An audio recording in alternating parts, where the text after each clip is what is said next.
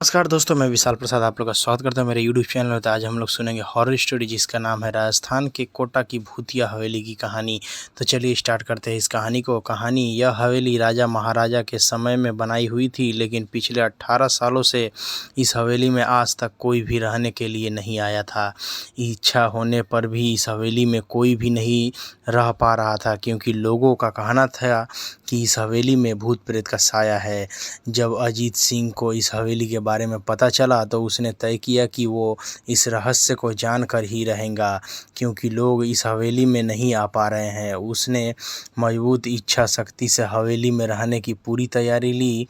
जब उसने हवेली के अंदर जाने के लिए पैर आगे बढ़ाया तो दरवाजे पर किसी अनजान व्यक्ति ने उसे रोक लिया और नज़दीक जाके बोला, कौन हो आप और किधर जा रहे हो? अजीत सिंह ने जवाब देने के बाद बताया उसने सामने वाले की किया, जो आप कौन हैं? मेरा नाम अर्जुन सिंह है और मैं यहीं पास में रहता हूँ। अजीत सिंह के ने कहा, ओह अच्छा, मैंने सुना है कि यह एक भूतिया हवेली है और यहाँ कोई नहीं आ पाता है, इसलिए मैं इस हवेली में एक दिन रुकने का फ़ैसला किया हूँ। अर्जुन सिंह ने कहा, जी हाँ, आपने सही सुना है और आप भी अंदर मत जाइए। मेरी माने तो आप भी वापस लौट जाइए, यहाँ बहुत खतरा है। यह सुनकर अजीत सिंह खुश हो गए, जैसे उन्हें कोई लॉटरी लग गई है। अर्जुन ने उसकी खुशी को देखकर बोला, आप क्यों खुश हो रहे हो? आपको भी भूत का नाम सुनकर डर लगना चाहिए। शायद आपको पता नहीं होगा कि मैं भूत प्रेत में काफ़ी दिलचस्पी रखता हूँ। अगर इस हवेली में भूत है तो मैं अंदर ज़रूर जाऊँगा और सारी सच्चाई का पता भी लगाऊंगा। इतना कहकर अजीत उस हवेली में चल गया।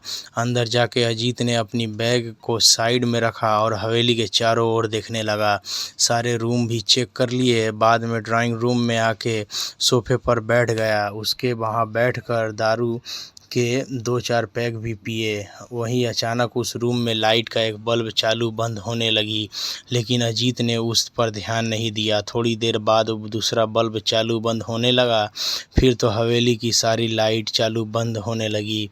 यह सब देखकर अजीत अपनी जगह पर खड़ा हो गया और संपूर्ण सावचेता हो गया।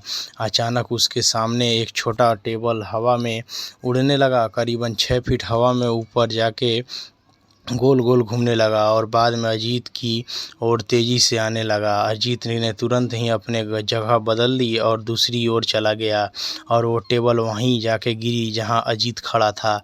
अजीत कुछ समझ पाता उतने में सोफे की सीट उसकी ओर आने लगी। वो जल्दी खड़ा हो गया और छलांग लगाने के दूसरे ओर कूद गया, जिसके कारण सोफा दीवार को टकरा गया और अजीत बच गया। अचानक सब कुछ शांत हो गया। अजीत ने चारों ओर सतर्क से देखा और बड़ी आवाज़ में बोला, तुम जो भी हो सामने आकर के बात करो। वहीं एक बड़ी परछाई उसके सामने आई। अजीत ने उस परछाई को देखकर बोला, कौन हो तुम और क्यों मुझे मारना चाहते हो? परछाई, तुम्हारी भूल के कारण। अजीत, मेरा भूल? मैंने कौन सी भूल की? परछाई, इस हवेली में आने की भूल। मैं किसी को भी इस हवेली में खुश नहीं देख सकता। अजीत, लेकिन क्यों? वो परछाई जवाब दिया, आज से 18 साल पहले इस हवेली के मालिक ने मुझे यहीं पे ही मार डाला था। मेरी कोई गलती भी नहीं थी। इस कारण की वजह से मेरी आत्मा इस हवेली में भटकती रहती है। मैं किसी को भी इस हवेली में नहीं रहने दूंगा, क्योंकि इस हवेली में मेरा खून हुआ था।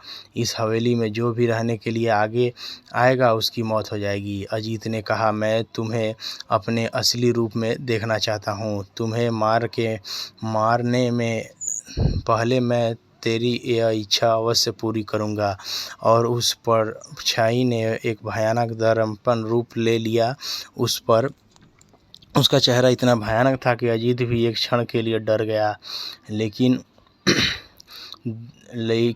दूसरी की क्षण में उसके अपने आप पर काबू पा लिया। बाद में इसने अपनी जेब से एक सफ़ेद पाउडर निकाला और उस भूत के ऊपर फेंक दिया। भूत के ऊपर पाउडर पड़ते ही वो जलने लग गया। बड़ी बड़ी ज्वाला उठने लगी।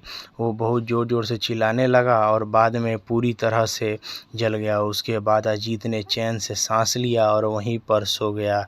दूसरे दिन सुबह जब अजीत को सही सलामत हवेली से बाहर आते देख अर्जुन को आश्चर्य हुआ। अर्जुन ने अजीत से पूछा, तुम कैसे जिंदा हो? जब अजीत ने अर्जुन को कल रात की घटना को पूरी तरह से बताया और बोला अब ये हवेली भूतिया हवेली नहीं रही। तो दोस्तों आपको ये कहानी कैसी लगी हमें कमेंट करके ज़रूर बताइएगा। अगर आपको कहानी अच्छी लगी तो प्लीज़ लाइक करें, शेयर करें, चैनल को सब्सक्राइब करके बेल आइकन दबा देता हूँ। मैं विशाल प्रसाद आप लोग से विदा लेता हूँ, मिलूंगा एक और नई कहानी में। तब तक के लिए खुश रहे, मस्त रहे, अपना ख्याल रखें, अपना फैमिली का ख्याल रखें। जय हिंद, वंदे मातरम।